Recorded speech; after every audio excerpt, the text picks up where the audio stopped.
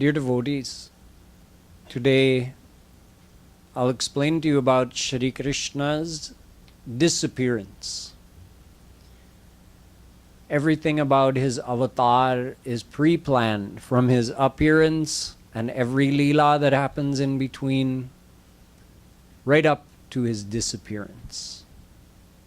Before he comes, he has already decided who is going to join him, which saints from the divine world, which devatas are going to take birth in which form, what form is he going to go in, what leelas is he going to do, with whom,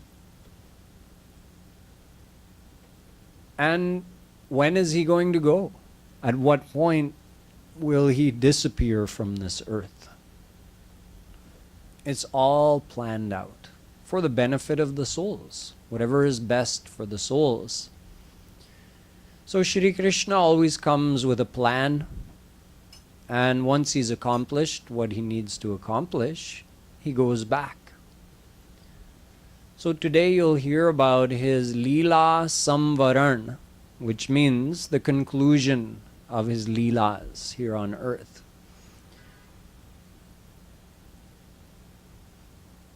Shri Krishna had moved to Dwarika, as I told you.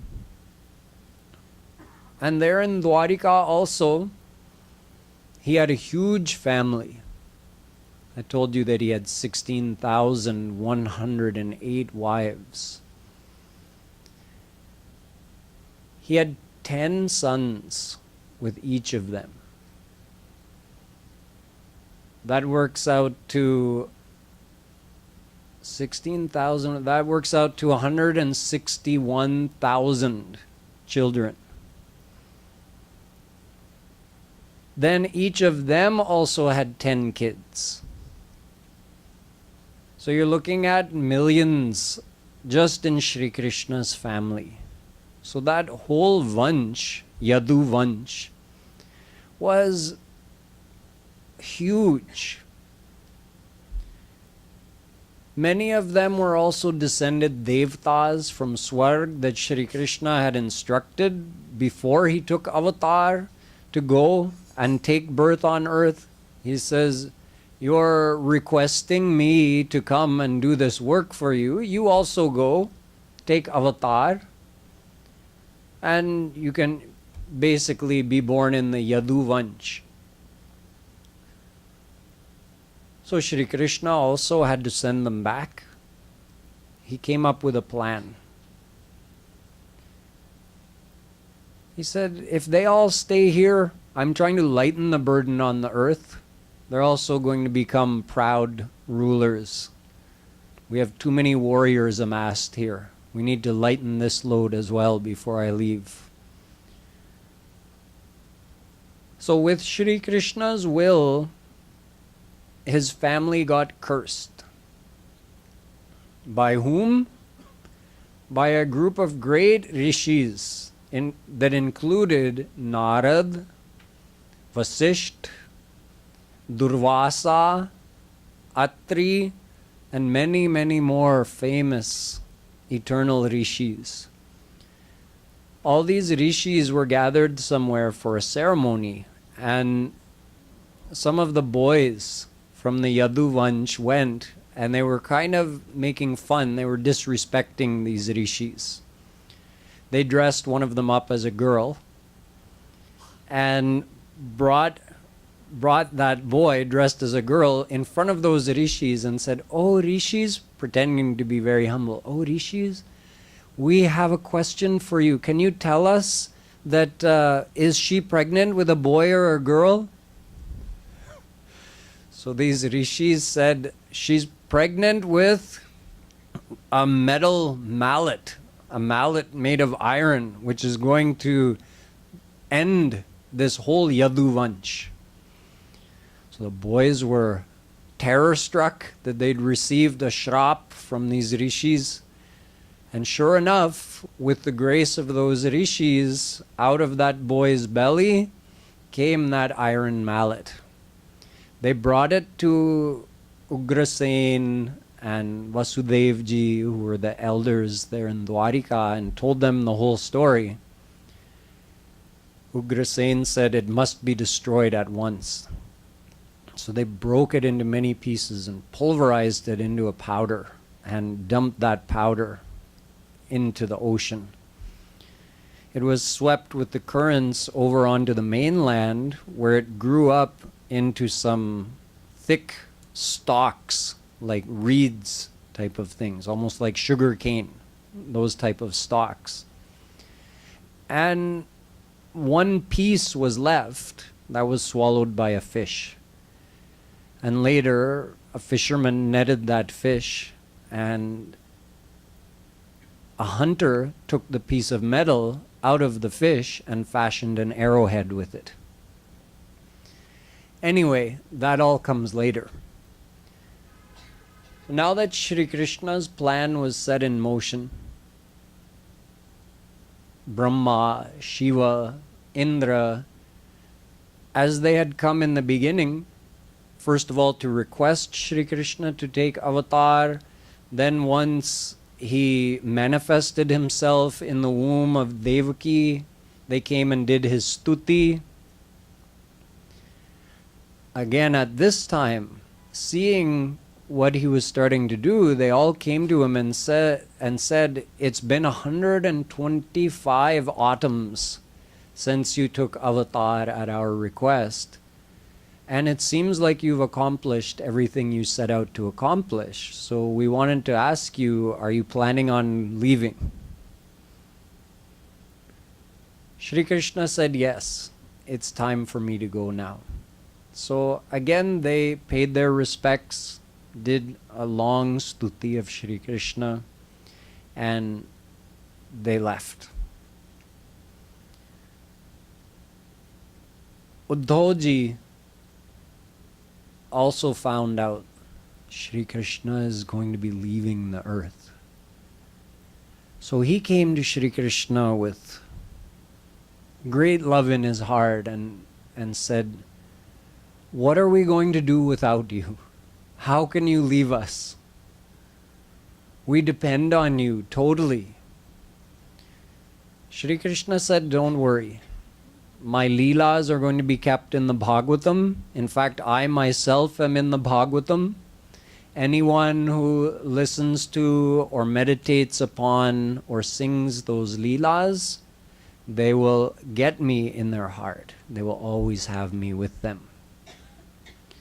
So since Uddhava had come to Shri Krishna, he also wanted to ask a few questions while he had the chance.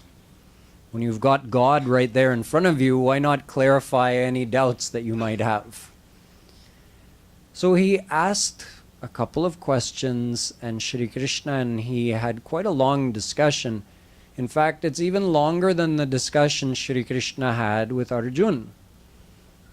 So this discussion is called Uddaho Gita.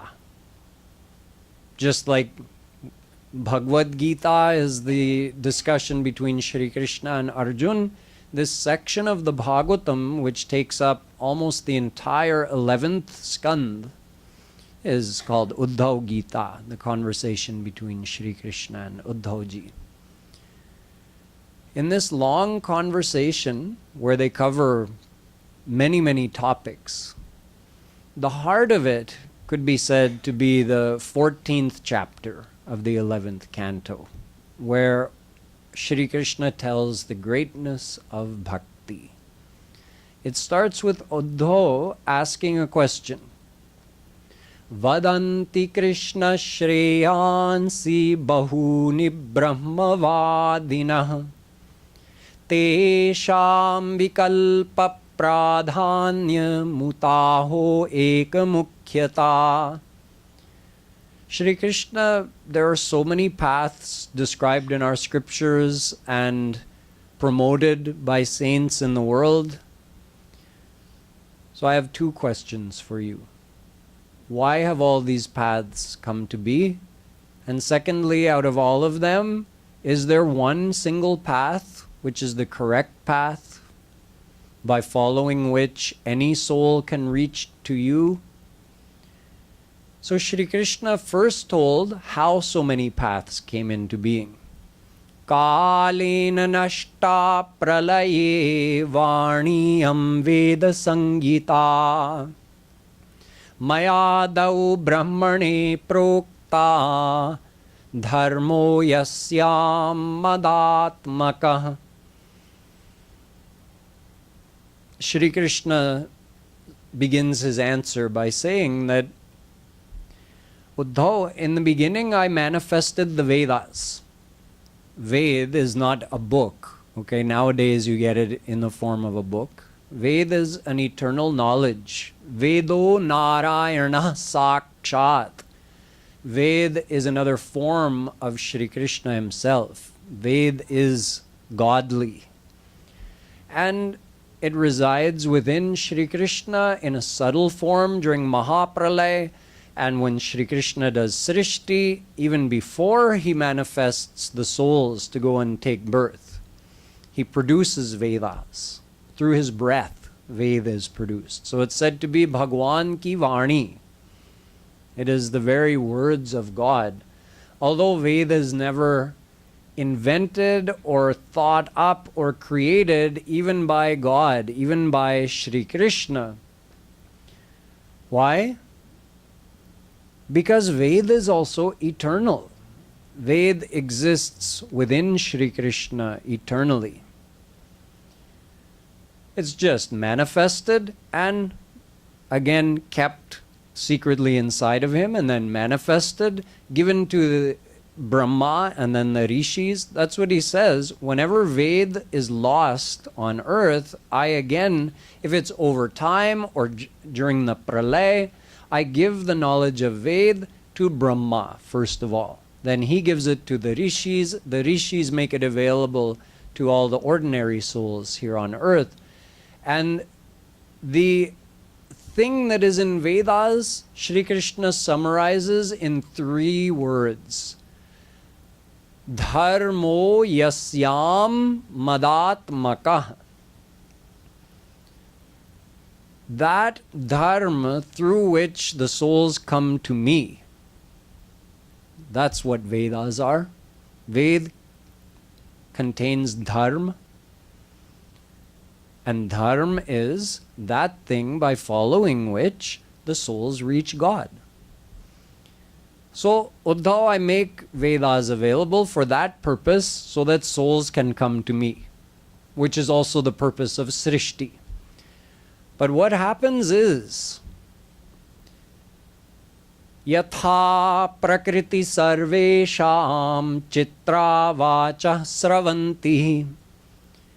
Once Veda is available for everyone in the world, everyone gets to interpret it. The only one who is qualified to interpret Ved is one who has God's mind. In other words, after God realization, Shri Krishna gives you his buddhi. Buddhim dadami.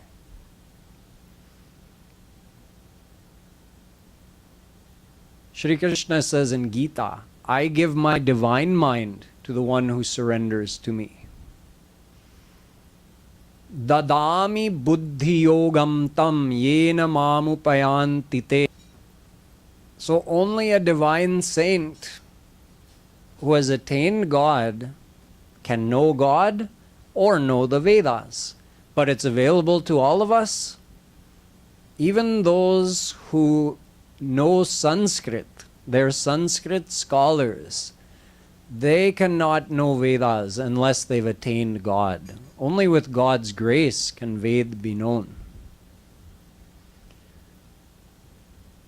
The people of this world have mental tendencies which align with one of the 3 gunas of Maya, either Sattva, Raj or Tam, and accordingly they will interpret the words of the Vedas either in a Sattvic way, Rajas way, or Tamas way, and all 3 of those would be wrong because Ved is beyond Sattva, Raj, Tam. So accordingly, people look at what's written in Ved and they say, this is the thing. No, this is the thing. Dharma me ke yashaschanye kamam satyam damam shamam anye vadanti swartham va aishwaryam tyaga bhojanam kechid yagya tapodanam vratani niyaman adyantavanta evaisham loka karma vinirmita dukkhodarkastamo nishtha Chudrananda Shucharpita. I don't have time to explain all of this in detail, but what Shri Krishna is saying is, people find all these activities and practices that are mentioned in Vedas for one reason or another, and according to their own pravritti, they say, this is the thing. See, it says in Ved. And they make that the supreme thing. But Shri Krishna says all of these things keep one within Maya. Only bhakti takes you beyond Maya. All of these practices, if they don't involve bhakti, meaning surrender to God, adyantavanta evaisham, they keep you within the field of limited enjoyments and sorrows, and whatever pal they give you is always going to have a beginning and an end. Adi antavant. And dukkho darkastamo, they always involve suffering. Even happiness in this world, in this Mayic world, involves suffering. We're never free from stress. And all happiness comes to an end one day. Even in Swarg, there's a mixture of dukh. Anyway, Shri Krishna says for that reason, all of these practices are incorrect if someone thinks they're going to take them to God.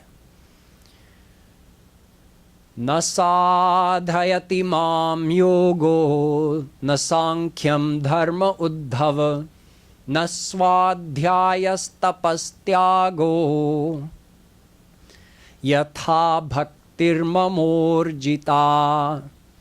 He says, Uddho, I am only captured or captivated by bhakti. All these other practices, gyan, yog, karma, swadhyay, tap, dan, none of them captivate me. Bhaktyahame shraddhayatma priya satam bhakti punati mannishtha shvapakanapi sambhavat.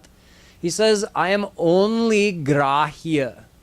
I'm only attainable, or I can only be caught or captured through bhakti, not through any other practice. So bhakti is supreme.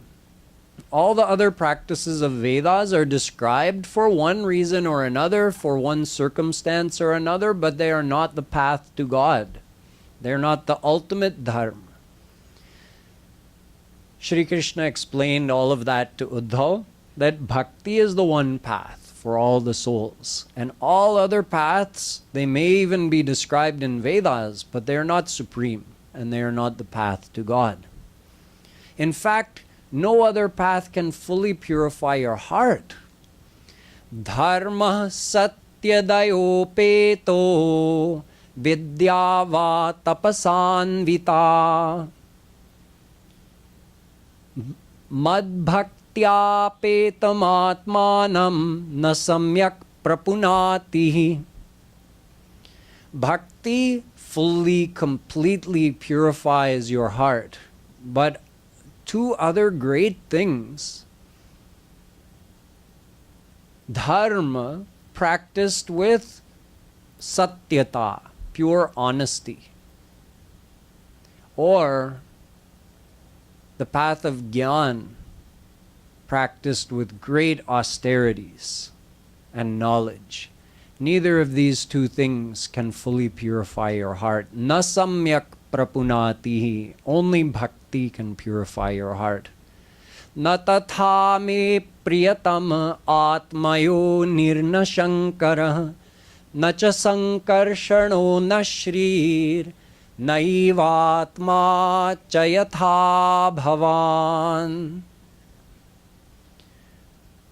Telling more about the greatness of bhakti, Shri Krishna says, Uddhao, someone who is devoted to me selflessly, and by selflessly he means na parameshtyam na mahendradhishnyam na sarvabhaumam na rasadhipatyam na yoga siddhira punarbhavam va.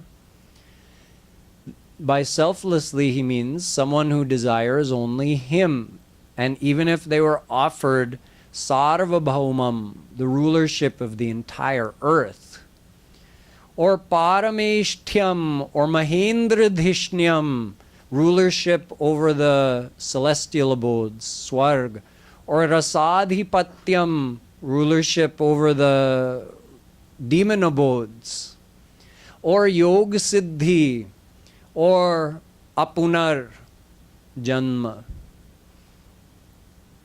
freedom from the cycle of birth and death. Even if he were offered all of those things, he would say, no, I only want devotion to the lotus feet of Shri Krishna. I only want to serve him. So someone who has such selfless bhakti for Shri Krishna, he says something amazing. Natatha me priyatam atmayo nirnashankaraha. That selfless devotee is more dear to me than my own son Brahma or Shivji, Shankar. Nacha Sankarsana, my own brother Balram, is not as dear to me as such a selfless devotee. Naiva Shri, even my Ardhangini, Mahalakshmi, she is not so dear to me as such a selfless devotee. In fact, that devotee is more dear to me than my own self. He says, I follow behind such a devotee. Anubrajamyaham nityam puyeyetyanghirenubhi. Why does he follow behind them? Because he wants to get their foot dust on his head. Imagine his love for his devotees. So all of this is telling the greatness of bhakti. He is attainable through bhakti. The one who has selfless bhakti for him becomes so dear to him that that devotee is dearer than his own self, and he follows behind that devotee like a servant to be purified by getting his foot dust on his head. So there's one last thing to understand, which is how that bhakti must be practiced by the souls who want to reach that level. So he tells Uddho ji that as well. All of this is from the 14th chapter.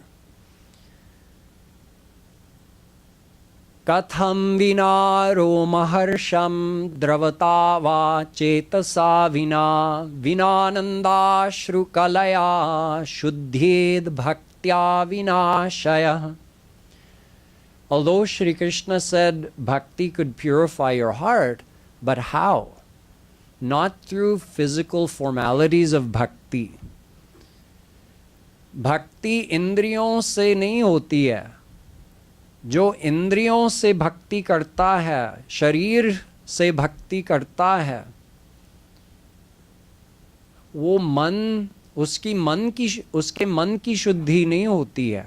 You can't purify your heart and mind through physical formalities. Shri Krishna says, your heart has to melt for me. You have to cry tears when you think about me. Your body should thrill. You should get goosebumps. Your hairs stand on end. Your whole body thrilling to think of me. Then your heart will be purified. Then bhakti is effective. And he tells a couple more secrets about devotion. Yatha yathatma parimrijyate sau mat punya gatha shravanabhidhanai tatha tatha pashyati vastu sukshmam chakshuryathai vanjana samprayuktam. He says, the one who listens to his leelas, sings about his leelas, thinks about his leelas, his heart is gradually purified. He's indicating in this that the path of devotion is a process where you engage your mind in thinking of him through his leelas, and gradually your heart is purified. It takes time, so you have to keep practicing every day. What happens as your heart is purified? Shri Krishna becomes more and more real for you. Initially, he's an intellectual idea. Oh, I've been told he exists. Until you experience something, it's a theory. You might believe it, but you don't have 100% faith in it until you experience it.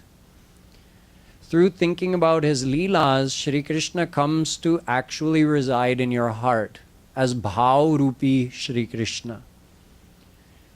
And the experience of his presence becomes more and more vivid. There's still a veil between you and him, but the veil becomes thinner and thinner. So when you're doing Rup Dhyan, you feel that you're actually thinking of him, meaning you're actually seeing him. In the beginning, you have to try to just imagine him, but then you start getting glimpses. Like, oh, real Shri Krishna is here. You're seeing him. That becomes more and more real and vivid. Like that parda separating you and him is becoming thinner and thinner and thinner. Shri Krishna says it's like if you have a temporary blindness and you put some Ayurvedic ointment on your eyes and you gradually regain your sight. The sight becomes more and more and more and more clear until you see everything crystal clear. So in the beginning you can't see anything. Then you start seeing shapes and maybe some fuzzy outlines, and then colors come and the image becomes sharper. The same thing happens with your devotional vision of Shri Krishna. He gives one more important piece of practical information about how our mind works. Vishayan dhyayataschittam vishayeshu vishajjate mamanusmarataschittam mayyeva praviliyate. He says the mind has a propensity to remember the objects of enjoyment. So if you engross your mind in remembering worldly enjoyments, your mind is going to become more attached in the world, like it's becoming one with Maya. यदि आप अपना मन संसारी विषयों का मन से संसारी विषयों से चिंतन करते हैं तो फिर उसी का अटैचमेंट बनता है. If you use the same mind and remember Shri Krishna's beautiful form, his leelas, use all of your five senses to desire him, see, it's the very same activity of the mind. You just diverted it towards Shri Krishna. Now your mind is getting attached to him. Now you're doing bhakti. We don't have to learn any new skill to do devotion. We just have to divert the activities of the mind towards Shri Krishna. The nature of our mind is to love. We just have to love Radha Krishna. The nature of the mind is to desire beauty, love, happiness, all the enjoyments through the five senses. Bhakti just means desiring Shri Krishna's beauty, his love, desiring him with all of your senses. So you see, as I told you in the very beginning, where the Gita ends, the Bhagwatam begins.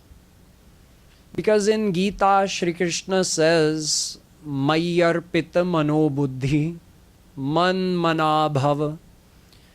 In many places he tells Arjun to give your mind to me. But exactly how is that done? He tells in the Bhagwatam. By revealing all of those leelas and showing through all of those interactions with all those different classes of devotees and saints, you can love me like this, you can love me like this, you can love me like that. That's how you give your mind to him, by loving him. It's not possible otherwise. So we can all benefit from the Bhagwatam by understanding the philosophy of the Bhagwatam and by following the example of the devotees, the great saints, whose examples are given in the Bhagwatam. In the Gita also, Shri Krishna says, Kaunteya pratijanihi name bhakta pranashyati. My devotee never falls. In the Gita, he says that to Arjuna. In this 14th chapter, he also tells Uddhao that even an ordinary devotee whose mind gets diverted into material enjoyments, if he tries to keep bringing his mind back to me, if he tries to keep thinking about my leelas, my form, he keeps chanting my name, there is so much power in my name, form, leelas, all these things, that even an ordinary person with so many worldly desires and attachments, he eventually can overcome all of that. He can defeat all of those desires and attachments and gain control over his mind simply by making use of my leelas, name, forms. Engrossing his mind in that, he can conquer these almost impossible to conquer foes of Maya. Such is the power of bhakti. So in this way, Shri Krishna explained to Uddhao the greatness of bhakti, and then he told him, now it's time for you to go to Dwarika ashram. Shri Krishna also took avatar up there in the form of Narayan long before. So he's sending Uddhao to go and live up in that holy place. Uddhavji reluctantly left with Shri Krishna's agya. And now Shri Krishna decided to tell all the residents of Dwarika, a bad time is coming. This curse has already been given to us, and there are lots of signs as well. If you look at the world around, it seems that there are a lot of signs telling us our end is near. So I think it's good if we leave Dwarika, let's get on a boat and head to the mainland. Many boats, obviously, to move that many people. And we'll send the women and children and the elders to Indraprasth, where Pandavas are, because something bad is going to happen. So they all head out.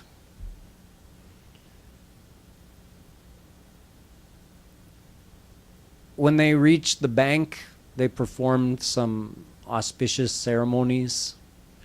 And that night, under the effect of that shrap, the men of Shri Krishna's vanch, all the yadus, they started fighting.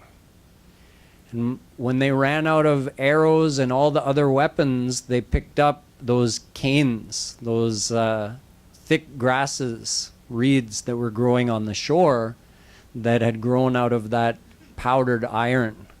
And as soon as they picked them up, they became these iron weapons, and they all fought each other.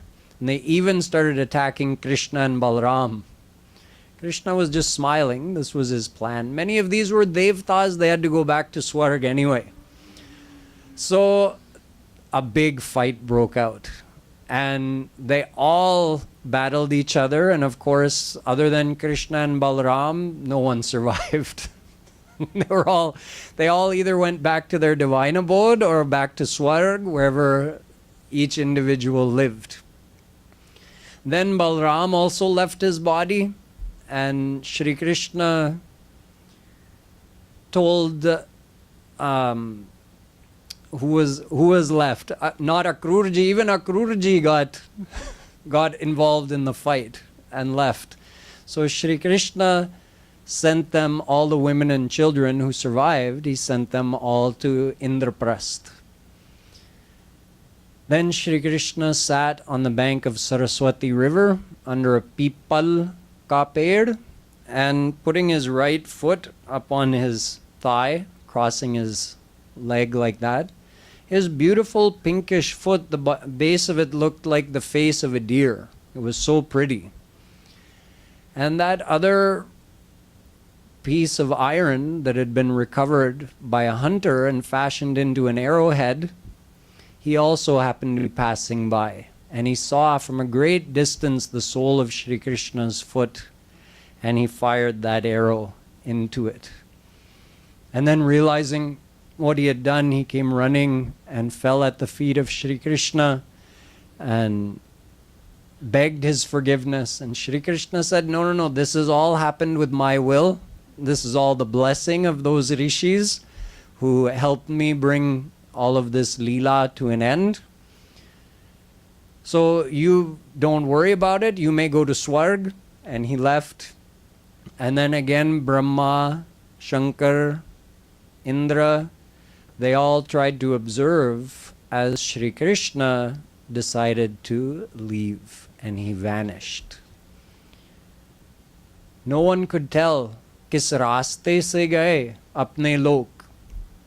How did he go back to his divine abode? Nobody knew. So Shri Krishna simply vanished. But there's a secret told by Shri Krishna's family's guru, Gargacharya, that when he vanished from that spot on the west coast of the mainland, he reappeared in Braj amongst Radharani and the gopis and Gwalbals, all the Brajwasis, and with all of them together, they all entered into Shri Krishna's divine abode. So this is how Shri Krishna left the earth, the same as how he came. Shve chamayasya natu bhutamayasya kopi. In Bhagwatam, Brahmaji says to Shri Krishna, you come of your own free will, your body is made of your own self. It is not made of Panchamahabhut. And when you decide to leave, you go whenever, however you please. So it was the end of Shri Krishna's Leela. We call that Leela Samvaran, or you may call it his mahaprayan, meaning his great departure from this world. But when Shri Krishna leaves, he doesn't die. He doesn't leave his body behind. Just as he appeared in this world with his omnipresent divine body which already exists, tamekam govindam satchidananda vigraham, according to Vedas, his body is eternal and is the very form of Satchidanand. He merely manifests it in a visible form at one place, but he's still omnipresent.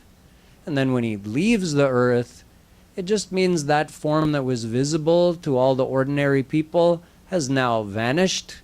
So we say he entered back into his divine abode, or he left the earth. This is just because we have to say something. We know he was already omnipresent. He's still omnipresent.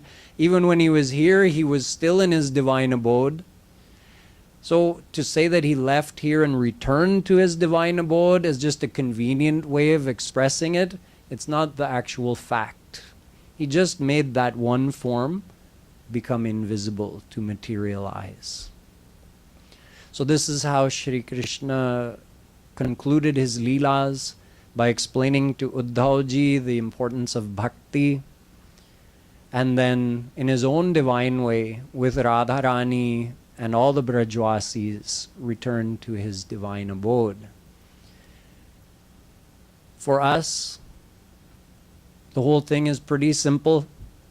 We just have to do bhakti. The whole point of telling about or listening to the Bhagwatam is to inspire ourselves to do more devotion, have more faith in Shri Krishna, desire for his vision, understand the importance of loving him selflessly, and then practice. Practice remembering his leelas, chanting his name while thinking of his form and leelas. For that, the Bhagwatam has given us a lot of material by explaining those leelas. So devotion has become very easy with the grace of Shri Krishna. All we have to do is love him. In whatever way our heart likes to love, we love him that way and remember his leelas. Make up our own leelas with him. But we have to do devotion, and only that is the correct use of all the stories we've been hearing about Shri Krishna's leelas from the Bhagwatam.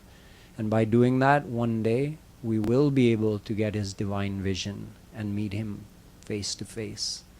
Boliye Vrindavan Bihari Lal ki